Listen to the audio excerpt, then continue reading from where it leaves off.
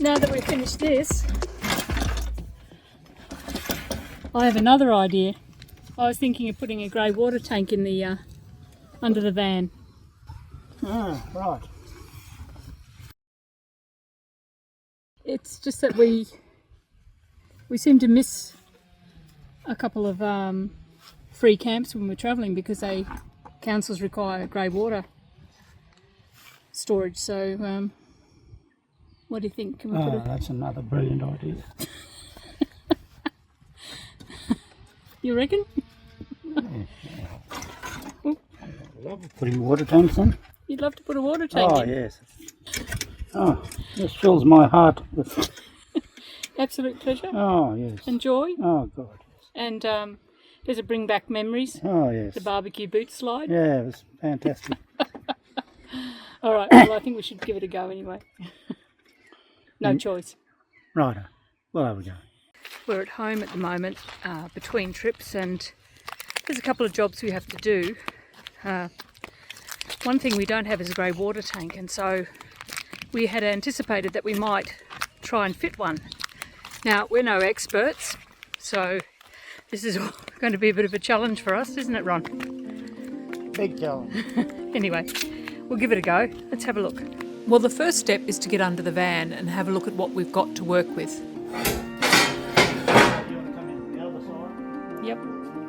Okay, will do. Under the van, we look at the position of our drains and if there's any space for a Greywater tank. This thing here protects the water pump that sits in behind it. As you can see, it gets a fair flogging, so ordinarily that would be what the water tank got. And I'm so glad we did, because have a look at the stone chips. We've got a water outlet coming From the sink. from the kitchen sink, and then there's a water outlet. That must be the vanity. That would be the vanity. Yeah, that'd be the vanity, and this would be the And this is the shower. shower. So there's a T-piece there. So ordinarily that would go out the back to that thing there, which we just lower down and let the Greywater run out. Yeah, we only have one water tank. 2 tanks. At the Oh, front. there's one at the front too. One yes, there's break. One that popped off. Oh yeah. There's one way down the front there, and then there's another one just here. Is there any room between the two of them to put a Greywater tank, and is it worth it? Or do we put a Greywater tank in this space here? There are two options. There's one down near the chassis and one further up the back. But the one at the chassis would require drilling holes in the floor. Yeah, you'd have to put cuphead bolts coming through the floor. Oh no, we don't want to do that. Here you might be able to get partly on that one and partly on this one. Yep. Another consideration is the distance between the shower drain and the tank inlet. There isn't much room. That will be a bit of an issue, I reckon. But this is the shower. Shower. There's one that's going to... And we never use the vanity, so so it's only really the shower and the kitchen sink that we have. And the kitchen sink's fine because it's got a fall. But if you want to put one in air thing so you don't get the smell back, we've got to fit that somehow. Yeah, exactly. We also need to include room for a HEPA valve, adding further restriction. So it looks like the tank inlet may need to be placed elsewhere. Okay, so I suppose we need to measure the space then. You have the tape. Oh, I wasn't clever enough to bring tape. From inside to inside we've got 560, which is probably where the tank would have to go, because you've got to have to bolt. Somebody gets it straps onto there, wouldn't you? And then this one's 800 long. Let me just write that down. Okay, so what's the measurements? 610. I think it's 800, wasn't it? 800, 810.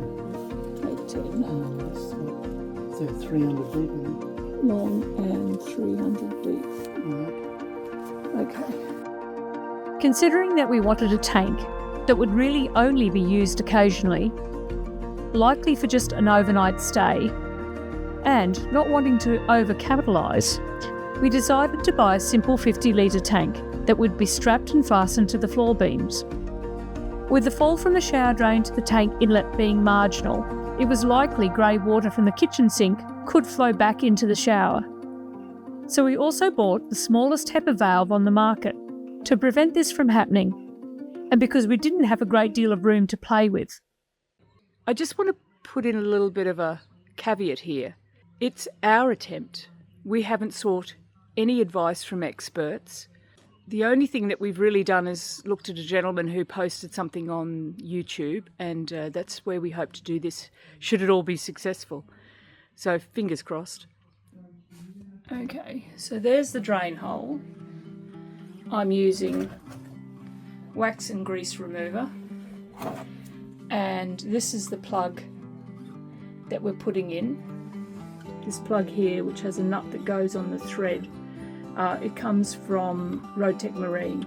I believe that it's for boats, but so far it's the only one that we can find that'll fit. Originally there was this rubber grommet that went there, and the plug went in on that, but if we use that, it stands far too proud, so we're better off putting that in there, and it's the same level as the floor then, so the water will flow. Yeah, so we're going to use 291 tube Sikaflex in white to go around the hole and mount the plug.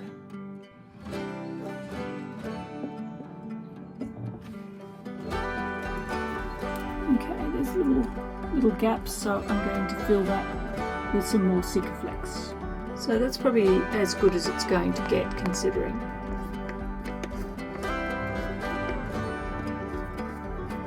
Much better than it was.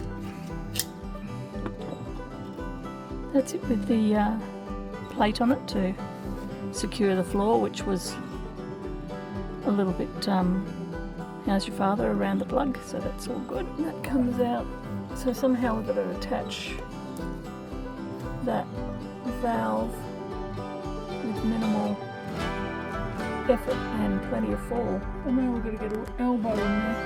Okay, the next challenge is that there has to be a T-piece put in here, and it's really tight. So we're going to cut down the thread here and here so that we can bring those together a lot closer. Yeah, cut the thread here and here so that we can tighten all that up, give us a little bit more room, because there's not much room between it and the drain, so we're really limited. Let's just cut the tip off that and just shorten the elbow. Still be able to secure it, but just gives us a couple more mil.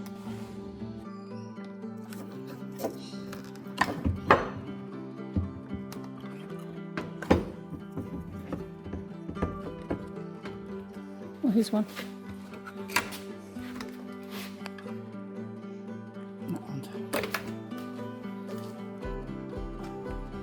Oh, she's nice and tight anyway.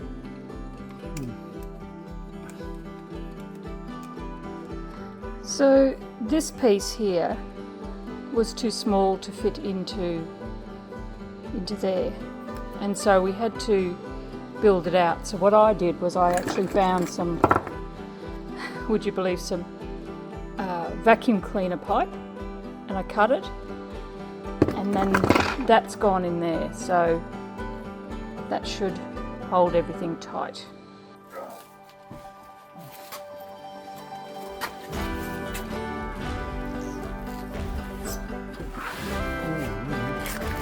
Beautifully fits, eh? Secure.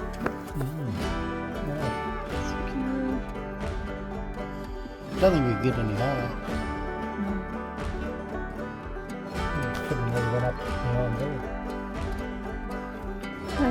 How on earth would you have done that? Would have had to have had an elbow in there. Yeah, put it just over that one and then not over that. Well, I like what it's doing there now. Next thing we got to do is put everything in the tank and put the tank in. I think. So, where's the tank? Should this there. Yeah, you can put the two elbows in, put all them close as possible together. Yeah. And then, like this one got a bit of flex. Even if you have to dig that out and put a hole in your pipe in. I don't think so. That seems to work beautifully under there. So now we need 2 T-pieces. There's the other T-piece. They've got to be fitted in. One that goes out as a drain. The other one that goes up to the machine. Right. Well, how the heck did we find that, hey? In a pile of useful bits. Thank goodness. Thank goodness for them men that don't chuck it in. Yeah. Now we have to prepare the tank.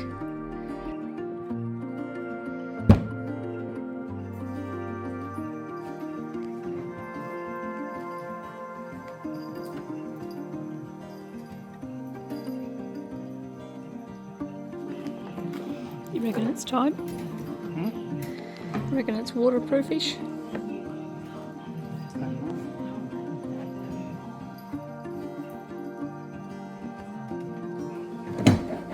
Water level mechanism.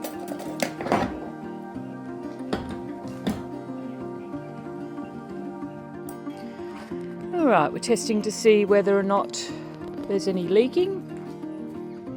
So far, so good. This is our next plan of attack. It's installing the meter that shows whether the tank is full or empty. Yeah, so pulling the wires together, hoping to marry the instrument with the measurer. So the plate covering the area where we gained access into the tank is now all complete. So we've checked that that works. Tick. That's done. That's done. This is done.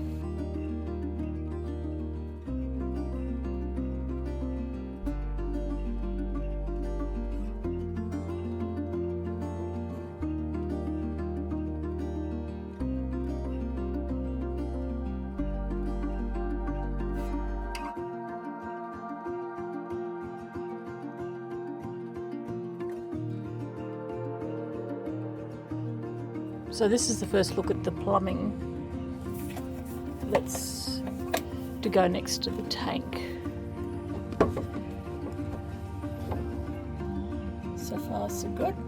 You reckon we're ready to cut it or no, not quite? Yeah.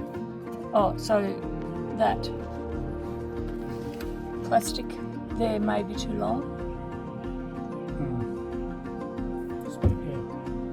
I just cut it too long just in case, you know, better to cut it off than try and find another piece. This comes out of the shower, does a 90-degree angle, goes into the HEPA flow valve. This is the bit that goes out the back. There's the piece just in there that comes from the sink.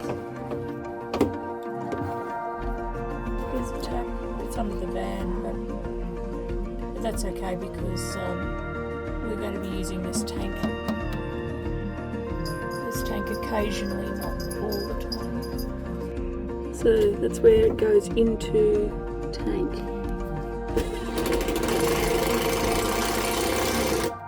We're going to have to protect that from rock. We've had plumbing knocked on this side before, lost a whole tank of water virtually. Now we know it's on the wrong side, but that's where the outlet was originally, so that's where the strength is. We'll just have to manage that. I'm pretty sure it won't be a problem. Okay, we're about to test whether or not the tank works. We've shored that up with a bracket and we'll wrap it to ensure that it doesn't necessarily get rock strike.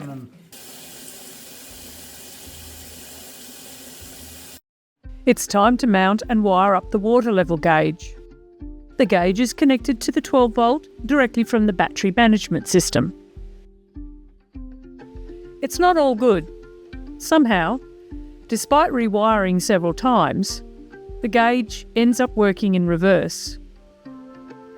We'll just have to live with the gauge showing empty when the tank is full. Which is...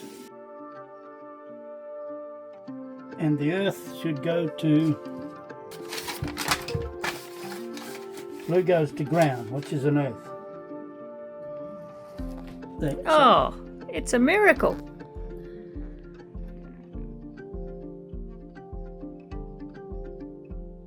there we are. We're at half a tank. Now we got the right. Unfortunately, we ran into a little problem when the Sikaflex we used shifted during installation and the joint developed a leak. Let's hope the aqua cement holds up.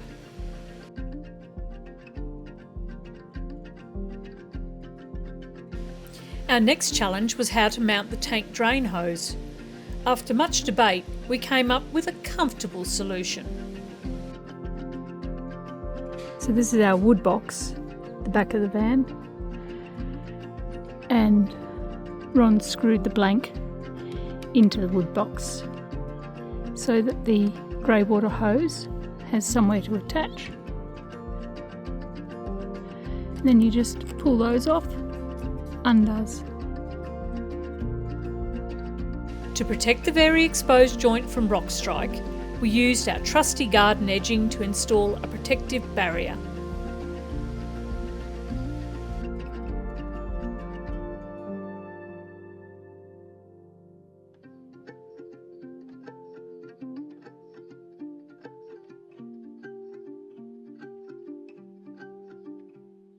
Finally, using bits and pieces from the shed, we mount the Greywater drain that comes directly from the shower and sink. This will be our usual method of draining the water, and only switch it off when we need the Greywater tank. The stone protector is put back over the pump. Everything is now done. Beautiful. Clean up and push her back. If you like what you see, don't forget to subscribe. Press the like button and leave a comment.